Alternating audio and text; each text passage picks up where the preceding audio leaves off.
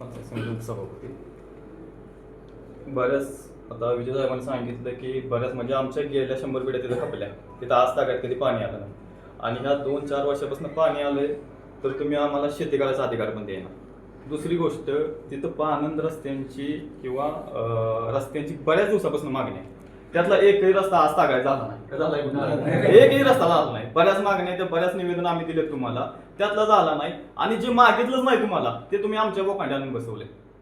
आता अशी अवस्था आहे तिथला शेतकरी भूमिहीन होण्याच्या मार्गावरती आहे. म्हणजे उद्या सुद्धा आम्हाला त्या घरकुलच्या आधी भूमिहीन शेतकरी म्हणून घर घ्यावे लागते तुमच्याकडनं. काही लोकांची आमची त्या शेतामध्ये त्या वस्तीमध्ये घर आहे. मग तुम्हाला ह्या सगळ्या गोष्टींचा विचार करायला लागणार आहे. आम्ही तुम्हाला चटणी भाकरी मागतोय, तुम्ही पिझ्झा बर्गर आणून देताय असं आम्हाला काही नको. आमची फक्त एकच मागणी आहे की तिथलं जे शक्तीपीठ येतोय तो पूर्णपणे रद्द करावा. लोकांची टोकाचे संघर्ष करायची तयारी आहे. इथं बरेच जर तसं काय झालं तर तुम्हाला आत्महत्या झालेल्या दिसतील, खून पडलेले दिसतील, मर्डर झालेले दिसतील. एवढी भीषण परिस्थिती आमच्या शेतकऱ्यांची आहे. शेतकऱ्यांच्या पोटचं काय घेऊन तुम्ही काय करू नका अशा सरकारला ती विनंती करा.